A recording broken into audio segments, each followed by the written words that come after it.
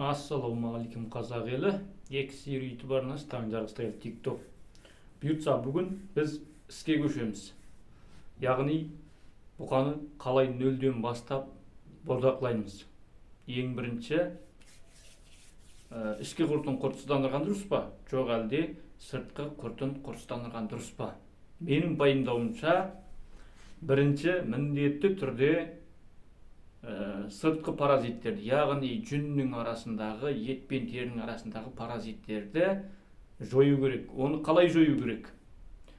Диазинон, басқа да сұйық дәрілермен малыңызды дәрігердің айтуы бойынша, кеңесі бойынша жылы суға езіп, бүкіл денесін малдың шомылдыруыңыз керек. Және қораңыздың барлық жерін дезинфекциялауыңыз керек. Не үшін? Алдымен ішкі құртқа қарсы албен басқа дәрілерді бермей сыртын жуындыру керек. Себебі сіз алдымен ішін құртсыздандырсаңыз, сыртындағы паразиттер өлмеген болса, ол қышынады. Қышынғаннан кейін тілімен жалайды. Жалаған кезде ол ішін құртсыздандырып қойдыңыз. Ал жаңағы жүннің арасындағы көзге көрінетін, көрінбейтін паразит құрттар тілі арқылы бәрібірде ішіне кетеді. Сіз алдымен ішін құртсыздандырдыңыз, жаңағы жеді, ол құрты қайтадан ішіне кетті. Сосын аз уақыттан кейін сіз ойлайсыз да, мынау неге қышынып жатыр дейсіз. Сіз жалаған кезде барып білесіз. Жалаған кезде барасыз да, оны шомылдырасыз. Сіз сыртын шомылдырғаныңызбен, іші қайтадан оның бәрібірде сыртындағы тіл арқылы келген микробпен, құрттармен ол ішкі жағы тағы да паразит пайда болды деген сөз. Паразиттер жаңағы сумен, жем шөппен, сондай тікелей ауыздан жеу арқылы ішіне баратындығы себепті ол жаңағы жандағы мал жалады, и болмаса өз үстін жалады, оның ішінде қайтадан паразит пайда болды. Сіз сыртын шомылдырдыңыз, ішінде қайтадан құрт пайда болды.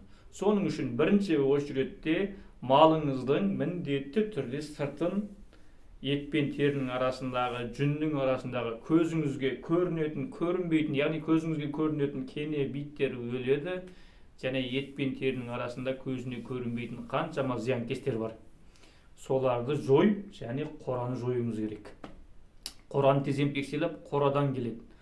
Қорадан неге келеді? Қыстың күні күн суық, суық қораның ішіне жаңағы мал келгеннен кейін қораның жаңағы тезегінде, қораның төбесінде, тамдарда жаңағы көзге көрінетін, көрінбейтін насекомдар жылуды сезеді.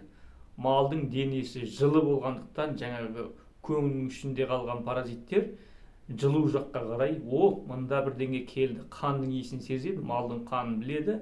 Қан сору үшін малдың денесіне жабысады ғой. Сол заттар неге келеді жаңағы? Малдың денесіне келіп, жабысып, яғни содан өсіп өнеді.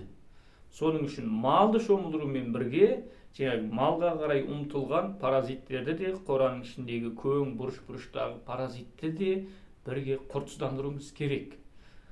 Құртсыздандырып, сыртын жаңа қораңыз бен малдың денесін құртсыздандырып болғаннан кейін бір апта демалтып, малды бір аптадан кейін барып, тағы да байқап, малыңыздың денесін көзіңізге көрінетін бит кенесі болса, бит кенесі өлмеген болса, қайта бір шомылдырып барып, өлтіріп барып, қайта бір қойыңыз, малыңызды, қораңызды дезинфекциялап барып, сосын барып ішкі құртты құртсыздандырасыз. Сонда мал толық құртсызданады. Бүгінге менің айтатыным өзімнің осы 3-4 жылдық тәжірибемде түйгенім. Осы видео ұнаған болса лайк басып, комментарий жазып, малы бар достарыңызбен бөлісіңіздер. Менің пайымдауымша міндетті түрде бірінші ретке сыртқы паразитті құртсыздандыру керек. Ал кейбір кісі қалай істейді? Малды әкеледі, малды әкелдім дей 24 сағат ашық тұрады да, ішкі құрттың дәрісін береді. Ол да дұрыс, ол да қарекет. Түк істемей қойғаннан гөрі оның бәрі қарекет. Ал кейбір кісі мүлдем құртсыздандырмайды. Малды әкеледі, байлайды, жем береді, болды. Мен оны дұрыс қарап отырмын дейді. Семірмейді емес, семіреді. Семіруі жаңағы екеуіне қарағанда сәл баяу болады. Біздің мақсатымыз малды семірту және сонымен қатар тезірек пайдаға кенелу, яғни табан ет маңдай тердің жемісін көру.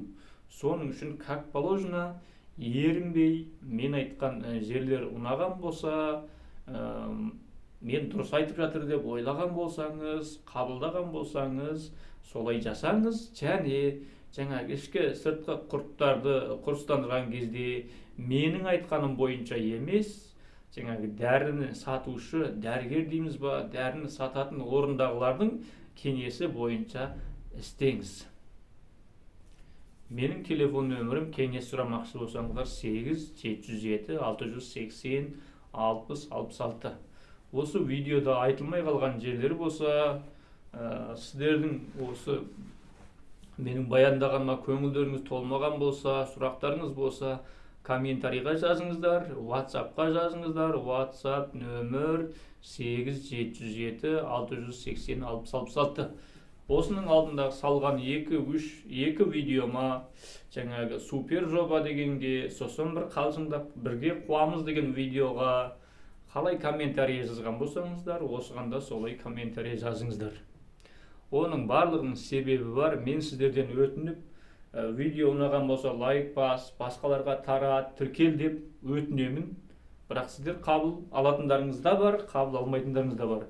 Кейбір кісі қуғанды жақсы көреді, соның үшін біз де қуайық деп, бір бөлім қуғанды жақсы көретін кісілерге біз де қуаламыз, бірге қуамыз деп салған 1 минуттық видеом бар. Менің бар мақсатым өзім білгенімді осындай кісілерге бөлісу, және сол арқылы елге пайдам тию. Маған ешкім ешқандай жерден жаңағындай тиын төлеп атқан жоқ. Десе де, біз не тарихты жазуымыз керек, не тарих болып қалуымыз керек. Аллаға шүкір, заман дамыды. Қазір кітап жазып, кітап оқитындар аз. Интернет желісінен, TikTok-тан, YouTube-тан көріп аласыздар деп ойлаймын. Қазіргі сөйлеп отырғаным ертеңге тарих. Соның үшін біріңді қазақ, бірің дос, көрмесең істің бәрі бос. Бүгінге тема осы. Сұрақтарыңызға қарай комментарийда сұраңыздар. Мен сол бойынша видео дайындап білгеніммен бөлісетін болам. Бүгін сол мал байлағанда 0-ден бастау. Яғни ең алдымен малыңызды әкелесіз, сыртқы құртын құртыстандырасыз, сонымен қатар қораңызды полный дезинфекциялайсыз. 1 апта күтесіз, 1 аптадан кейін тағы да шала болып қалған болса қайта шомылдырасыз. Одан кейін барып жаңағы паразиті жоқ екенін көзіңіз жеткен кезде барып ішкі құртын құртыстандырасыз. Содан кейін барып как положено режимге қойып, еңбек етіп, тер төгіп, жемін уақытында, суын, шөбін уақытында беріп, жұмыс жасайсыз. Қарекеті бізден, берекеті Алладан. Барлығыңыздың отбасыларыңызға амандық, дендеріңізге саулық тілеймін. Әр қазақ бай болуға лайықты. Әр қазағым жалғызым деген жігіттердің бірімін. Қайталай айтам. Телефон 8-7-680-60-66. Видео ұнағанда шынымен де ерінбей лайк басып, комментарий жазып, жан-жаққа тарқатып, тіркелмеген болсаңыздар, тіркеліп алыңыздар. Сіздермен болған Таңжарық Шотайұлы.